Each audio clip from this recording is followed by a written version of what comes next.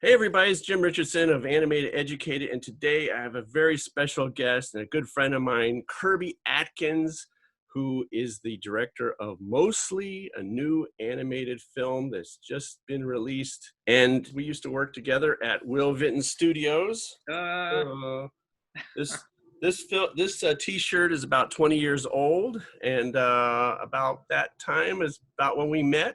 Yeah, About 20 years ago, 1996 and maybe. yeah, and he worked. We both worked kind of during the time between 1995 and 2000 at Will Vinton Studios in Portland. Will Vinton's was my first animation gig ever. I'd gone from being a high school teacher to being an animator, uh, and that was my first time I ever got paid for it. So it felt pretty great. And I don't know if you recall, but there was particularly a summer at Vinton's where there was no work, and we were kind of all of us a little scared, wondering what was going to happen.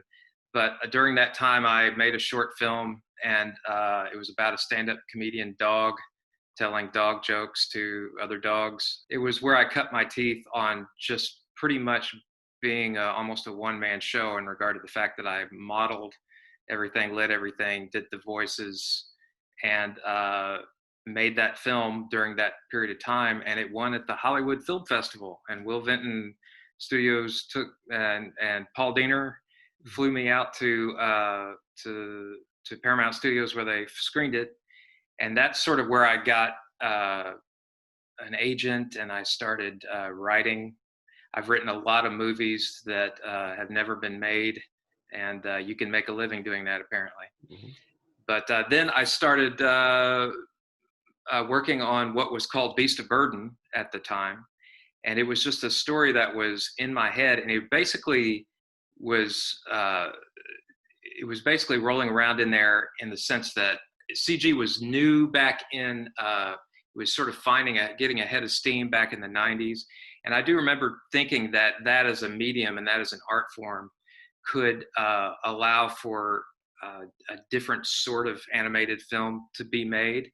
And the thing that I recall wanting somebody to make, and nobody made it, and so I thought, well, I'll make it. I'll just start doing it myself, was these sort of family films. I call them uncensored family films, which were these family films that had weight and teeth to them and weren't afraid to sort of put all of life out there for a kid to see, and sometimes they get pretty intense and sometimes they get pretty scary.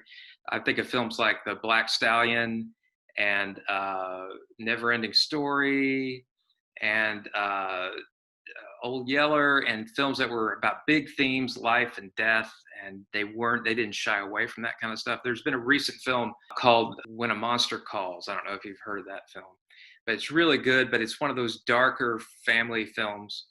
And I just remember thinking, I wish somebody would take the medium of CGI and animation and do something that feels different, has a different mood to it than the typical sort of things that we see. And so I started storyboarding the movie. I was writing and storyboarding at the same time, and cut the whole thing together, and had several different versions of it that I was editing together over this period of time that we both left Will Vinton's, and I went on to direct the Jimmy Neutron TV show for Nickelodeon and write a couple of other scripts. But during that time, I was always just working on Mosley. I just always kept coming back to it. So, and the premise of it comes from a thing, I'm sure you've noticed it. It's a very simple idea, but when you watch a lot of animation, you notice this. There was this discrepancy in the world that Disney cartoons had made, where you had Mickey Mouse and he had a best friend, Goofy, mm-hmm. and he had a dog, Pluto, and they were both dogs. And I remember thinking how tragic that. What happened to Pluto? Is he de-evolved or something? I mean, Goofy's got a mortgage and a car, and then Pluto exists in the same world as a dog, is naked and on all fours and subordinate to the mouse, and I just remember thinking, what a tragic thing happened to Pluto that made him somehow this less evolved version of a dog than Goofy is.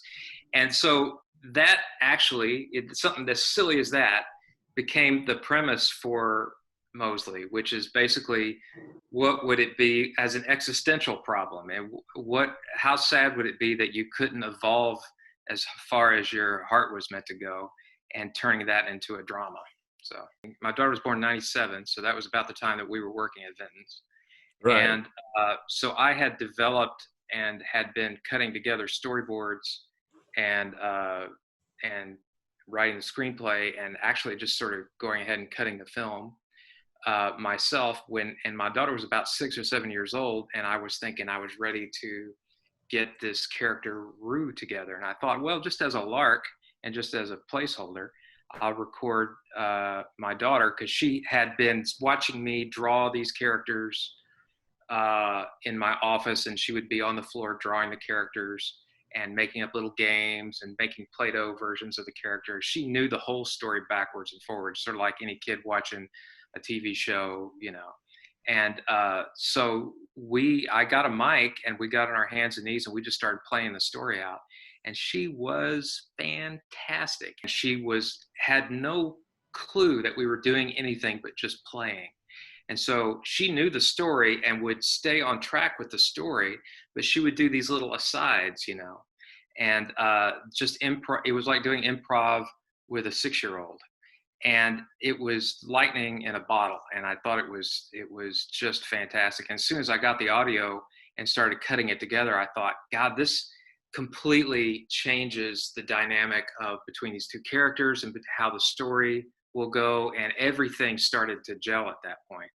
So cut to, she recorded that when she was 6, 7 years old. Cut to, she's 20 years old. And I'm in New Zealand, and the movie is financed, and we're about to start.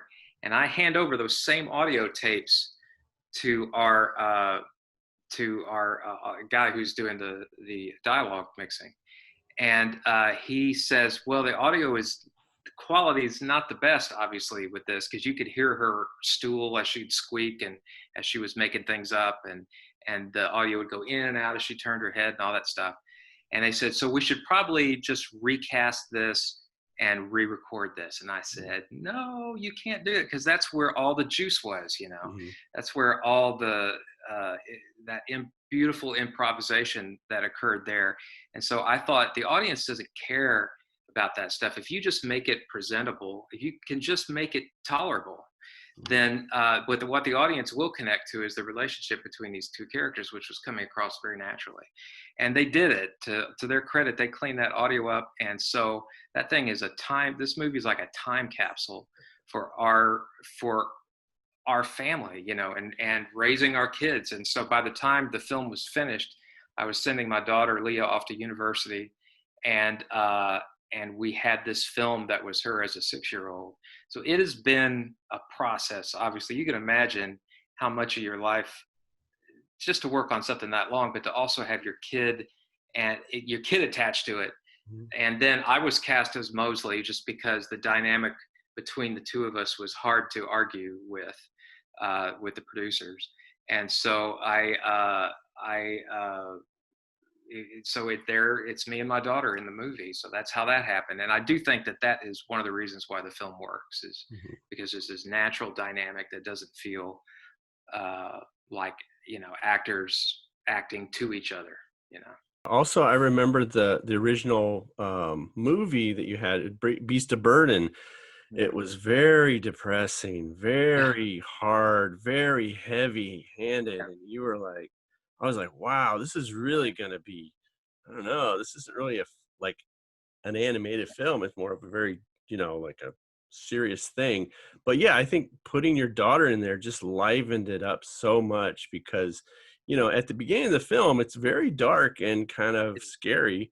And then when we get to meet Mosley and we meet his family, and, you know, you also put a little something in there. It's like, you know, it's very kind of autobiographical, I think, in a way. Yeah, a lot of people who know us can't quite get past that kind of thing because Yeah, it's just yeah, always, but I yeah, mean, I think it works really well, and it's and if anything at all, if yes, maybe it doesn't win an Academy Award or anything like that, you still have got you took an idea, a little idea, and you made it keep working on it, and it turned into like, yeah, this is something that I need to do, and you stayed with it for 20 years. You got it to the final thing, and now you just put it out there with all your blood, sweat, and tears, and family, and everything.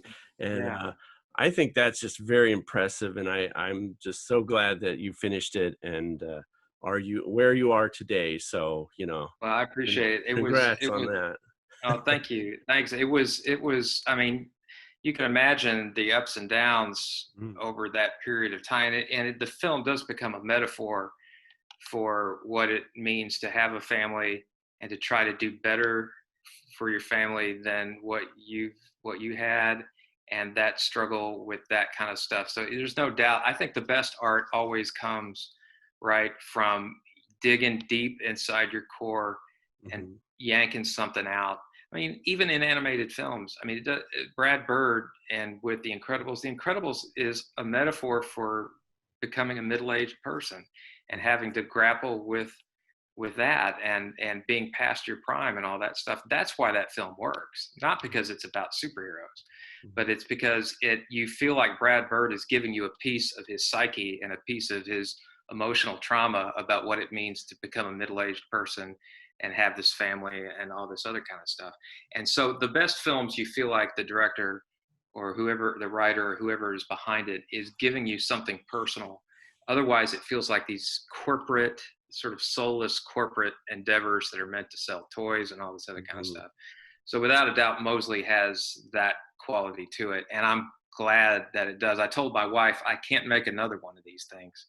Whatever I do next, I don't have enough life to to spend to make something that is duplicate to this. So Well, maybe you don't have to put so much, no, of it yourself in maybe it this hopefully time. Maybe back off on the voice. 20 years. Maybe let someone else do the voice of the Yeah, character. Maybe maybe you can just maybe you could write the story and just kind of pick the director, or maybe you could direct it. I don't know.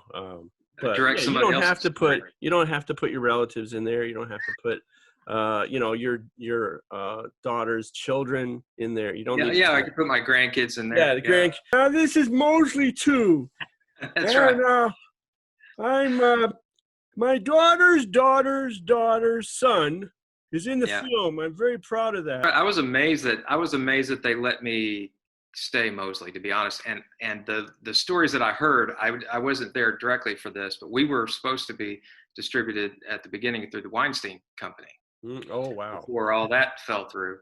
And Uh-huh. I had and so what I was told was that Harvey Weinstein heard the audio with me and my daughter, and of course nobody was arguing that my daughter should be that character, but we Mhm. were looking to recast Mosley and get some. The film commission wanted us to get an all Kiwi cast, and there are a couple of Kiwi types that would have worked nicely in that role. And yet, I think it was Harvey, oddly enough, who said, "No, that guy's great. Let's just keep that guy." And Oh. so that's how that worked out. And we ended up sort of front loading the cast with John Rhys Davies, Lucy Lawless, Rhys Darby, Tamara Morrison, those guys. And that took the care of the star power.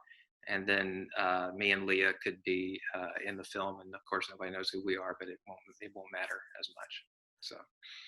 Another thing too, I don't know if you noticed this kind of stuff, but we all recorded.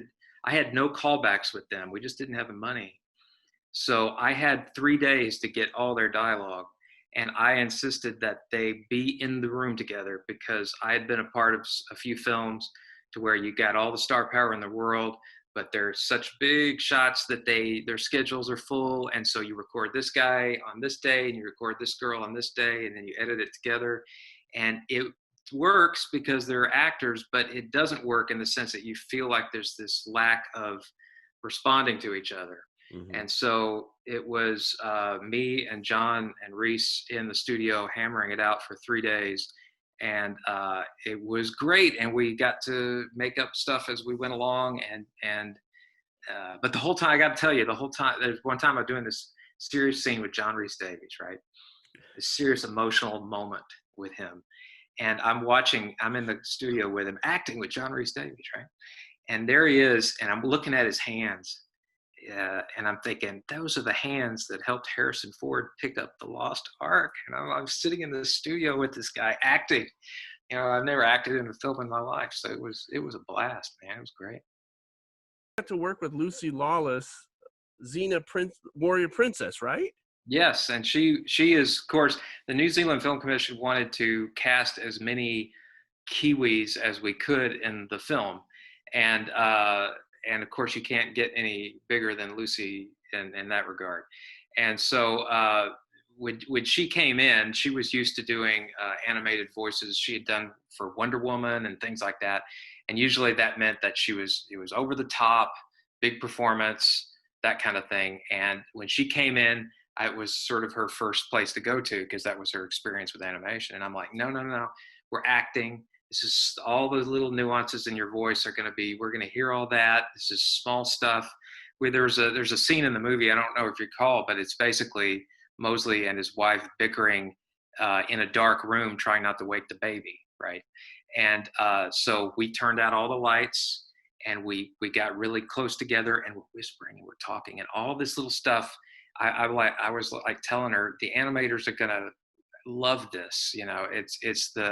I think animators just really dig the opportunity to do something that feels real and genuine, and not something that is over the top and bombastic. I mean, that's all got its place and everything, but I wanted this to feel like this real intimate conversation, and it was great. And I had, again, one day and no callbacks with Lucy to capture all that stuff. So, I mean, we didn't have a lot of money.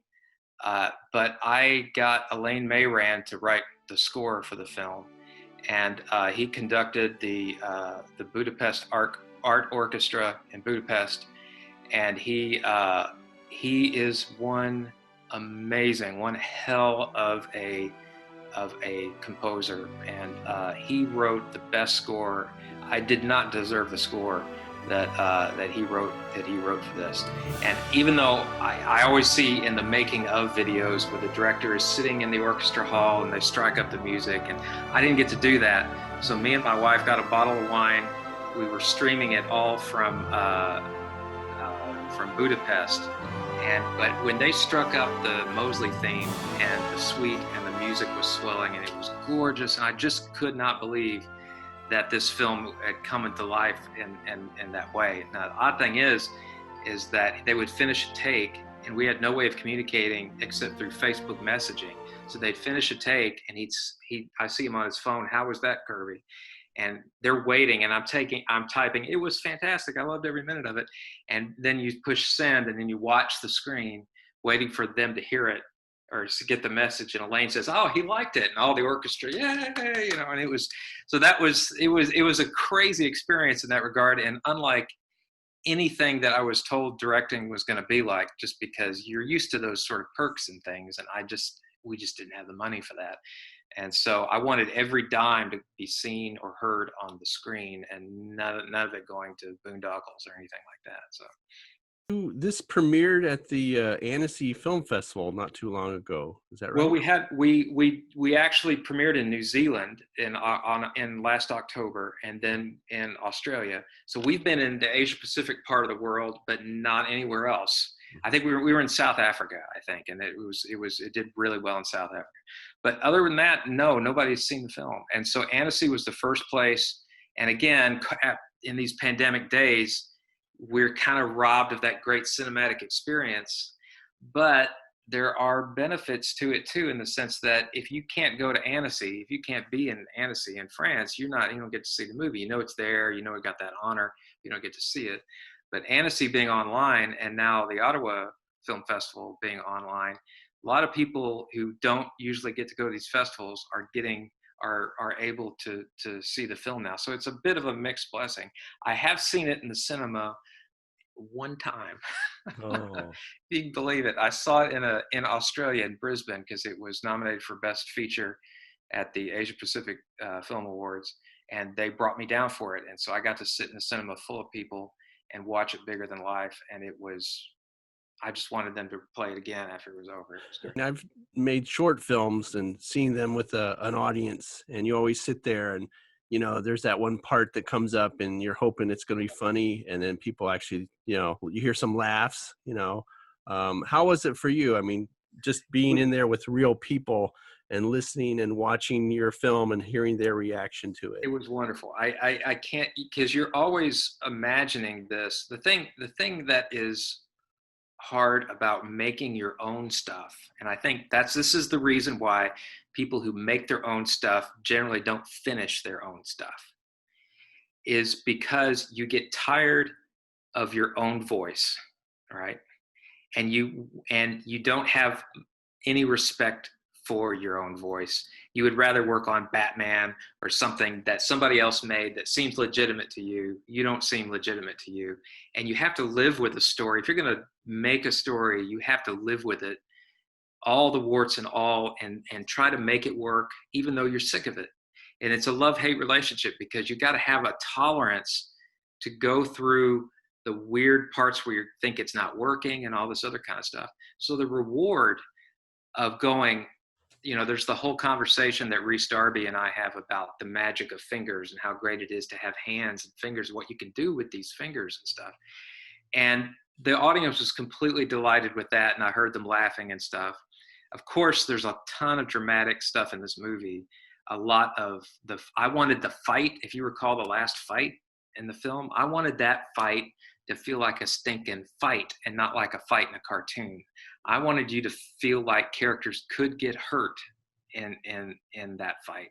And what was great is watching it in the cinema, whenever there was a blow that I wanted it to feel like a real hit, and you're like, oh my God, I don't know if he's going to be able to make it after this, and you want to fool the audience, even though they kind of suspect, and they always do, that you're going to wrap it up and you're going to make a happy ending.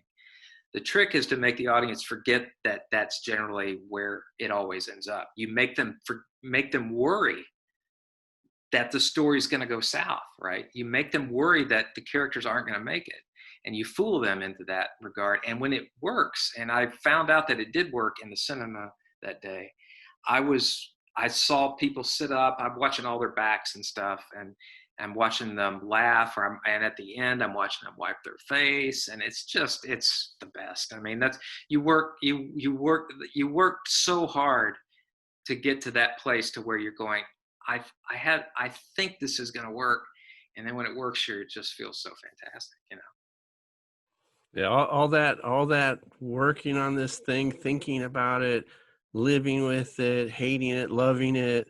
Yeah. And then it all pays off when you see it with someone that you don't even know who these people are, and they all react to it. That's exactly, like, because your friends are always going to say, oh yeah, that's great, yeah, that's good. But when you got complete strangers who are reacting to it, then it works, And so, yeah. Without a doubt. You would understand this. Yeah. Tom Turpin was our CEO. Right. What's the name of the old Thorfinn? The what? What's the name of the old Thorfinn who's with Rue all the time in Mosley? Oh, did you Turpin. put him in there? Tom Turpin. And you remember Bob Deaver? Yeah. Oh. Deaver. And you remember Galen? There was a guy named Galen there too. Galen, right. So I just remember, so Galen, Deaver, and Turpin are in this movie, and for no reason. It doesn't represent their personalities or anything, but I just remember I knew a kid named Warfield in junior high, and I remember thinking, I'd never heard that name before, but I thought, that is this kid was this skinny kid, played the saxophone, and and he was nothing like Warfield. Right. But I just remember thinking, that's a cool name. And so I would just absorb these names, and I think, that's a great name. Even Mosley, if even the name Mosley sounds like what he is, there's certain names that have that I don't know.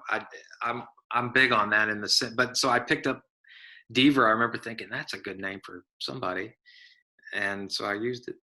And Turpin too, Yeah. But the other thing though, in regard to just how long it took to get it there, I do feel like when you're making your own film or something like that, or when you try to strike out and to do something independently like this, is that you better love art for art's sake, because most I know, and you know, a lot of people who are super talented and deserve a break. They deserve a big break, and they're that good. And there are people who did get the break who aren't that good. And so it's a crapshoot. I mean, you work and you pour your heart into something, and you don't know when you put it out in the world if anybody's gonna see it, or anybody's gonna distribute it, or whatever. And because I think it's Del Toro who said that if you're gonna be a filmmaker, you have to have the heart of a poet and the resilience of a boxer. And I think and those two qualities generally don't go together. If you're got the heart of a poet, you're very sensitive and all this other kind of stuff. If you're a boxer, you tend to not be very sensitive. But you have to have those two things combined, because your thing that you make and you pour your heart into may not make it out there in the big wide world. And so you better love doing it for another reason besides that. You better love just the doing it and the making it for its own sake, for just the pleasure of that, because you may it once you put it out there, it may not find traction or a venue or anything. So that was that's the emotional roller coaster of making your own thing, and not just plugging into the larger studios and making their franchised things, but making your own thing. Is you just have to be able to weather all of those ups and downs, because they're just going to be stark. They're going to be starkly different, and the highs are really high and the lows can be really low. And so I count myself blessed that Mosley made it. It's out there and people are seeing it. It may the film is 85 to 90% of what I always wanted it to be. And that isn't bad. That's not a bad stat right there. And so I'll take it. And people are seeing it. And so I'll take that as well. You could have went a different route, like handed it to someone else and have them turn it into the next Pixar or some, a happier, story. I had a producer who was like going, "This is great. Let's get started. Who do you want to direct this?" And I'm like, "Me? What do you mean? Who do I want to direct this? Me? I want to direct it." And people trying to say, "Hey, we need a wise. This is getting too dark. This is getting too dramatic." And I'm like, "Why can't animated films be dramatic? Why are we always?" It feels like a lot of these films, we talk about comic relief, and the very phrase "comic relief" is the fact that the film is tense, tense, tense, and now we're going to give the audience a little relief by throwing some comedy at them. But in general, what these sort of films tend to be these days is the whole film is a gag, and you give them dramatic relief in the sense that they try to plug in some little moment there to make you care about the characters. But most of the film is a gag, right? And I wanted the film to feel like it was a story with teeth in it, a story with weight, a story that took itself seriously, that you forgot was animated, and all categories just fall off. It's an animated film, therefore you expect this or whatever. I wanted this thing to just be telling a straight story and not betray a moment when it's dramatic, because I'm nervous that the kids are going to get freaked out or that people need to start laughing. And so there was always this pressure to put some wisecracking sidekick in there or some crap like that. And to not do that, and to keep the characters and the humor coming from a character-based place instead of pop culture references and all these other sorts of things, was a struggle. And yet I think it paid off in the sense that when people fell in love with the characters and the humor was coming naturally from the interaction of the characters, that feels like a movie. It doesn't feel like a corporate endeavor that's trying to sell you something else, even if it's a sequel. That it just exists for its own sake, and the characters exist for their own sake, and the film doesn't betray its tone. Because I don't know why these things always have to be funny. I think there is room for animation to do other things besides comedy and musicals. Yeah. you know. I did get this. Hold on just a second. Hold on. I'm going to show you something. Oh, okay. Now, as Kirby leaves the room, we can talk about him. If you're like this, like what you're listening to, subscribe. Hey, they did make these. Oh, How about this? So I got hey. there's merchandise, right? So that's not bad. Yeah, So Kirby, that sounds great. I love the story. It's a little dark for me, but I'm wondering if we could sell those little putchkis you got there. What are they? that's what, yeah, exactly. I think people loved Rue, and so that immediately became a merchandising opportunity, and that's great. I think that's fantastic.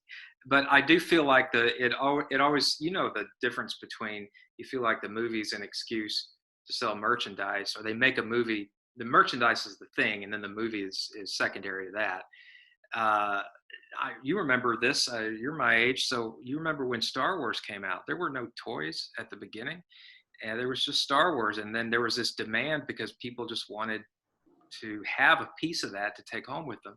But again, it has to do with the fact that it felt like, I mean, there's nothing wrong with merchandising. I always like, was it Bill Watterson with Calvin and Hobbes? He just doesn't merchandise anything, and it's kept its integrity.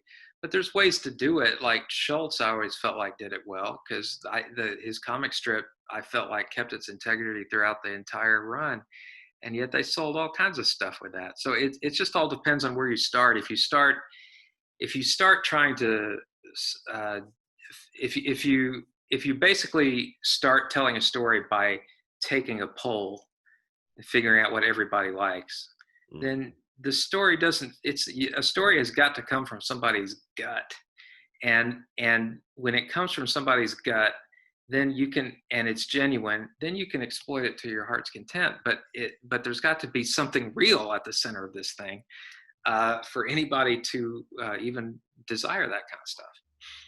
Remind me again, where are you from? You're from the South, you said. My dad was a curator of art museums all across Texas and Arkansas and that area, and he ended up in California. So we do have people in California as well, in the Bay Area. But yeah, we're Tennessee, and I met my wife in Tennessee, and we got married in Tennessee. So. Oh, okay. And some of these characters, like Bemis, the medicine show guy, he was a friend of mine from Tennessee. That he's a singer, John Phillips, and he. So we got a range of accents in this movie. That's West Tennessee combined with a lot of Kiwi accents. So what now? I mean, the film is playing now. It's probably going to be introduced to the U.S. Yep, we're working on U.S. distribution currently, right now. And again, this film is going to be a part of the post-COVID movie scenario, right?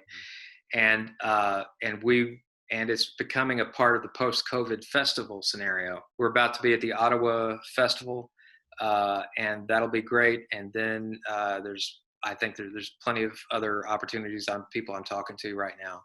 But yeah, and we will distribute the film in North America, hopefully theatrically, and then it's slowly creeping around the world. Until then, I'm working with some folks on another film, a couple other films, and hopefully,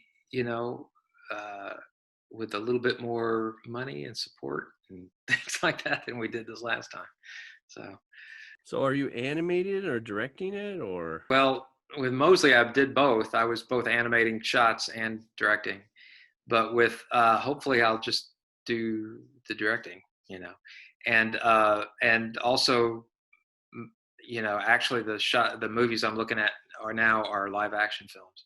So, and there's 2 live action films and there's 2 animated films that may come out of Mosley. So we'll see how that goes.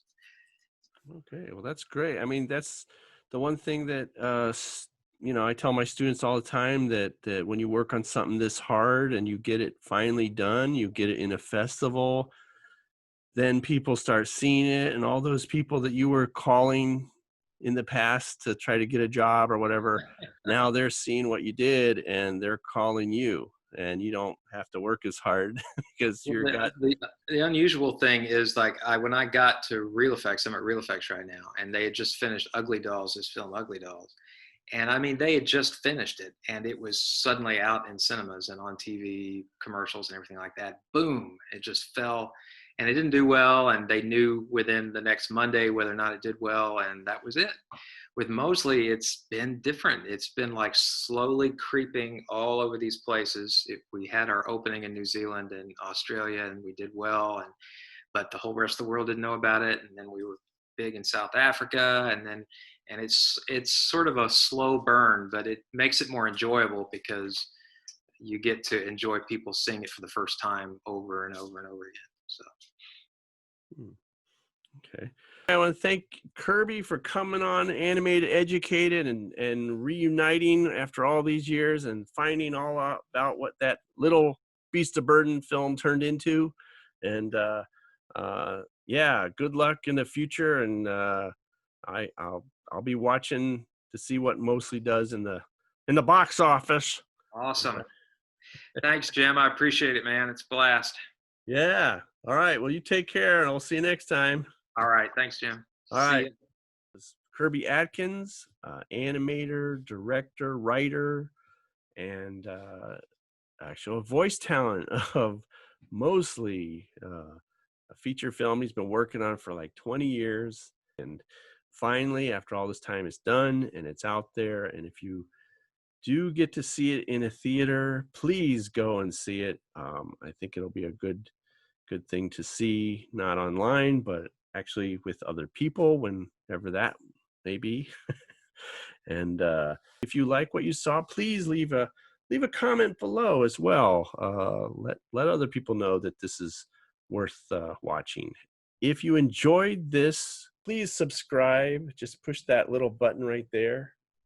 Just push that button. That'll subscribe you to this channel. And thanks again for watching Animated Educated.